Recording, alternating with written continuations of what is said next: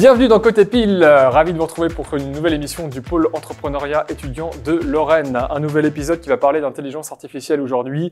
L'IA prend de plus en plus de place dans nos vies, dans notre quotidien. Sa valeur va être multipliée par 13 au cours de 7 prochaines années, d'après une étude qui a été récemment menée.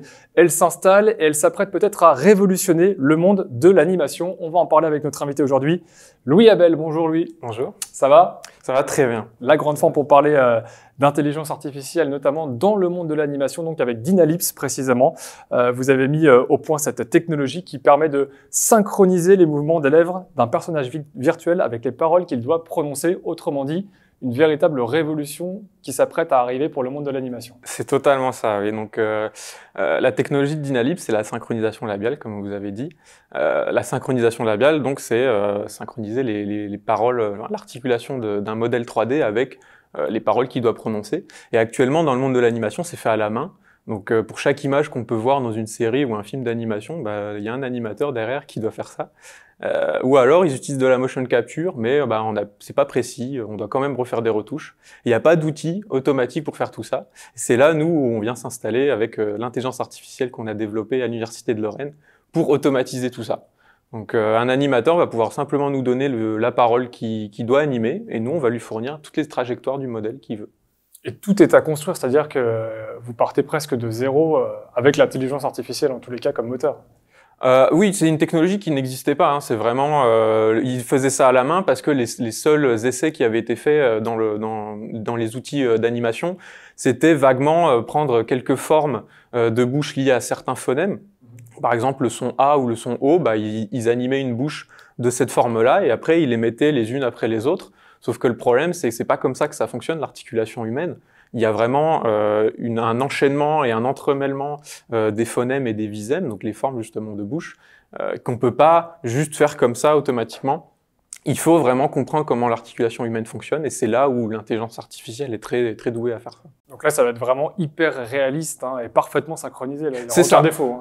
Si on prend un modèle 3D ultra réaliste, on aura un lip sync ultra réaliste. Si on prend un modèle un peu plus cartoon, on aura entre guillemets le meilleur lip sync qu'on peut avoir avec les capacités du modèle 3D. Dans tous les cas, on aura vraiment une parfaite synchronisation labiale. Alors comment elle est venue cette idée? Comment elle s'est traduite dans votre parcours également? Quelle formation vous avez suivie? Vous êtes notamment passé par une licence informatique à la fac de sciences de Nancy. C'est ça, ouais. Moi c'est un parcours entre guillemets traditionnel. J'ai fait une licence informatique et j'ai enchaîné sur un master d'informatique avec une spécialité sur l'intelligence artificielle. Et c'est au cours de mon stage de master où j'ai rencontré Slimouni, qui est du coup le dirigeant actuel de Dynalips, qui est également professeur à l'Université de Lorraine. Et lui, en fait, sa thématique de recherche depuis 15 ans, c'est justement comprendre l'articulation humaine, la parole humaine, mais au sens large, c'est-à-dire vraiment également le visuel. Donc ça va des formes et des expressions faciales jusqu'aux gestes qu'on fait quand on parle. Et justement, il y a 10 ans, il a lancé ses recherches sur l'articulation, comprendre l'articulation humaine et ces phénomènes de co-articulation. Et il a recruté un doctorant pour travailler sur la technologie de Dynalips pendant 3 ans. Et moi, je suis arrivé juste à la fin de la thèse de mon collègue, justement. Il a finalisé la technologie de Dynalips, mais elle n'était pas encore prête, entre guillemets, commercialement. Il y avait encore même certains problèmes pour aller du simple prototype de laboratoire à quelque chose qu'on peut utiliser dans le monde de la 3D. Et c'est là où moi, mon expertise en 3D a pu faire valoir et maturer la technologie derrière. Là, vous l'avez maturé au cœur du laboratoire Lauria, si je ne dis pas de bêtises, au cœur même de l'INRIA, pour être plus précis. Voilà, le Lauria, c'est une instance de recherche qui est hébergée au sein de l'INRIA Grand Est. Donc c'est plutôt côté Université de Lorraine et moi je suis doctorant également au Lauria. Quelle étape ça a permis vraiment de franchir concrètement par rapport au projet? C'est vraiment à la fin de la thèse de mon collègue, on était sur un prototype de recherche, quelque chose qui est uniquement utilisable par des chercheurs où on doit faire tourner 15 scripts pour faire juste une seule manipulation. Après mon passage, on a vraiment une plateforme où en 2 clics, on a une animation 3D qui est parfaitement utilisable, quoi. Donc on passe vraiment d'un prototype à un produit commercial que tout le monde pourrait utiliser. Alors vous êtes de très bons chercheurs et vous n'étiez pas, je dis bien vous n'étiez pas de très bons entrepreneurs. Et c'est là que le pile est arrivé sur votre route quelque part pour pouvoir vous apporter des compétences supplémentaires en termes d'entrepreneuriat. C'est ça, ouais. Quand on s'est dit, en fait, il y a quelque chose à faire avec cette technologie, hein, le monde de l'animation est manuel, nous on a quelque chose d'automatique, on pourrait complètement la vendre. On était 3 chercheurs. aucune compétence en entrepreneuriat. Bon, bah, comment on lance un produit commercial sans avoir de compétences? Bah, on peut pas trop. Donc, on va aller chercher les soutiens qu'il y avait autour de nous. Et bah, il y a forcément le PIL qui était là pour nous aider avec toutes ces formations on a pu prendre des compétences. Également l'accompagnement au sein de l'incubateur Lorrain qui a permis de pas mal faire bouger le projet. Donc, c'est ces structures-là qui nous ont vraiment permis de concrétiser le projet.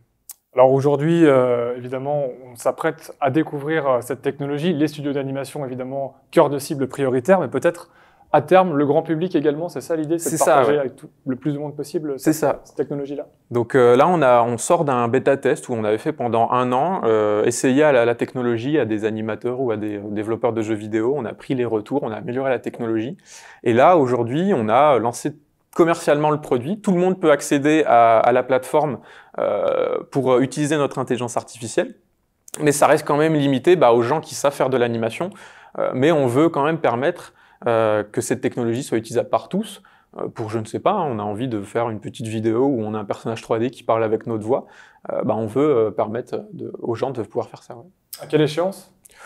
Ça devrait être assez rapide, donc je pense que d'ici 6 mois, quelqu'un du grand public pourrait. C'est-à-dire que la seule contrainte qu'il va avoir pour une personne du grand public, c'est de comprendre comment marchent les outils 3D que les animateurs utilisent, mais on peut tout à fait faire Vous passez un petit coup de fil. Oui. Pour avoir quelques infos. Voilà, c'est simplement des tutoriels, des exemples vidéo accompagner la personne. Il n'y a rien de très méchant, quoi. Mais la technologie en elle-même, c'est vraiment 2 clics sur un site web. Il n'y a rien à comprendre derrière. J'essaierai dans quelques mois. Merci beaucoup Louis d'avoir été avec nous sur ce plateau. À très bientôt. Merci bien. Merci de nous avoir suivis. On vous donne rendez-vous prochainement pour une nouvelle émission de Côté Pile.